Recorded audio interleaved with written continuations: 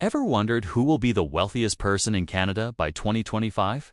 We're going to dive deep into that question today, exploring the current contenders and making some bold predictions. Get ready, because the names at the top might just surprise you. Right now, if you look at the lists of Canada's richest, one family consistently dominates: the Thompsons. As of today, David Thompson and his family are at the top of the food chain, with a net worth hovering around an incredible $60 billion. Their wealth primarily comes from Thomson Reuters, a massive media and information giant.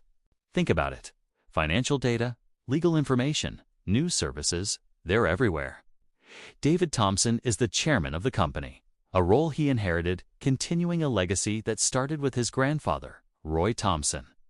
The Thompson family strategy has always been about long-term, stable growth. They're not flashy tech billionaires making headlines with every rocket launch. Instead, they own a significant stake in a company that is essential to the global financial and legal systems. This makes their wealth incredibly resilient. While tech stocks can be volatile, the need for reliable information is constant. So, will they still be number one in 2025? It's a pretty safe bet. Their wealth is so vast and so well managed that it would take a monumental shift in the global economy to unseat them. They're like the financial world's equivalent of a giant redwood tree: old, strong, and still growing. But wait, let's not just hand them the crown just yet. There are other fascinating players in the game. Let's talk about someone from a completely different world: Changpeng Zhao. Better known as CZ. You probably know him as the founder of Binance, the world's largest cryptocurrency exchange. A few years ago, his net worth skyrocketed into the tens of billions, briefly making him the richest Canadian on paper. His story is the classic crypto dream: a programmer who saw the potential of blockchain and built an empire on it. However, the world of crypto is like a roller coaster. One minute you're at the top of the world, the next you're plummeting. CZ's fortune is tied directly to the value of cryptocurrencies and the success of Binance. And as we've seen, that market is incredibly volatile. Plus, there's the whole issue of regulation. Governments around the world are still figuring out how to handle crypto, and Binance has faced intense scrutiny. Recently, CZ stepped down as CEO as part of a settlement with U.S. authorities. So, what does this mean for his 2025 ranking? It's a huge question mark.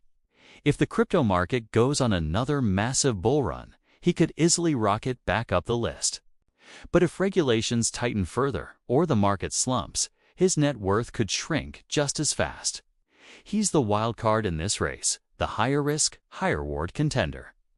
Now, let's pivot to another industry that's absolutely booming: e-commerce. And when you think of Canadian e-commerce, you think of Toby Lutke, the co-founder and CEO of Shopify. Shopify is a true Canadian success story. It started as a small online snowboard shop and grew into a global platform that powers millions of online businesses, from tiny side hustles to huge brands like Allbirds and Gymshark. Toby's vision was to arm the rebels to give small entrepreneurs the tools to compete with giants like Amazon. And he succeeded big time. During the pandemic, Shopify's stock went through the roof as everyone rushed to shop and sell online. Toby's net worth soared, placing him firmly among Canada's top billionaires. He represents the modern tech founder, innovative, visionary, and deeply involved in his company's culture and product. But like all tech stocks, Shopify's value has seen its ups and downs. The post-pandemic return to in-person shopping has cooled some of that explosive growth.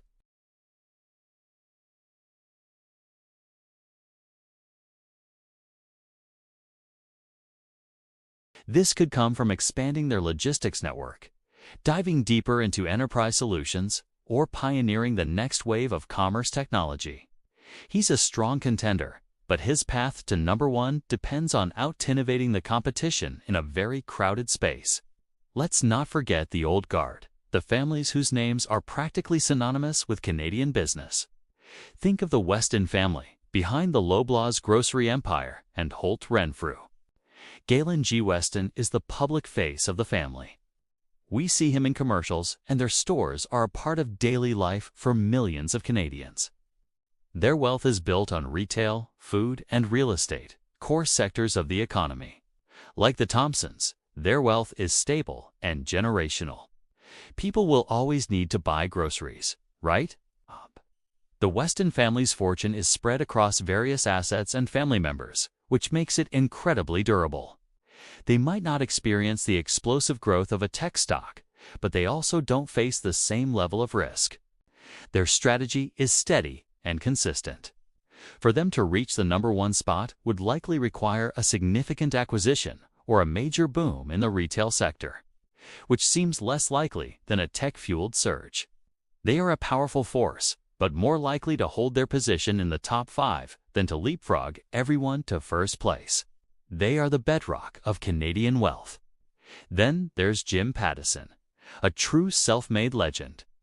At over 90 years old, he's still at the helm of the Jim Pattison Group, a massively diversified company with interests in everything from car dealerships and grocery stores to media and entertainment.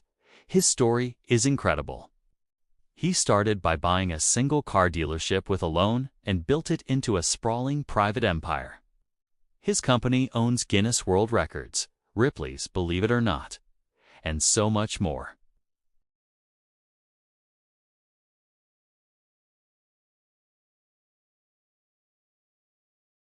But it's estimated to be well over $10 billion.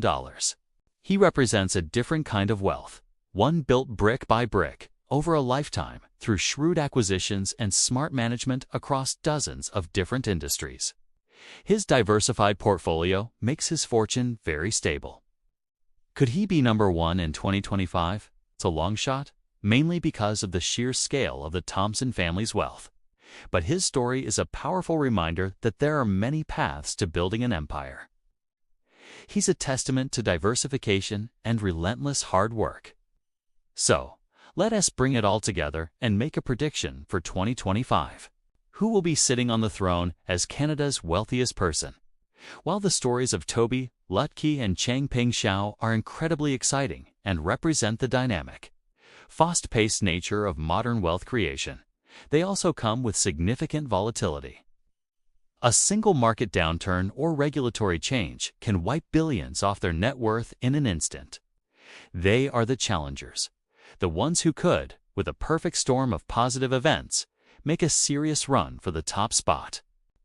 The established families, like the Westons, and icons, like Jim Pattison, represent stability and long-term, diversified growth. Their wealth is less likely to see dramatic swings. They will almost certainly remain in the top 10, providing a solid foundation to the Canadian billionaire landscape. But when it comes down to it, my prediction for the wealthiest Canadian in 2025 is still David Thompson and his family.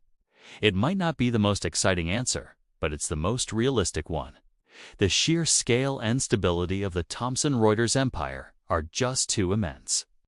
Their wealth is so deeply embedded in the essential infrastructure of global information that it's insulated from the kind of volatility that affects tech and crypto billionaires.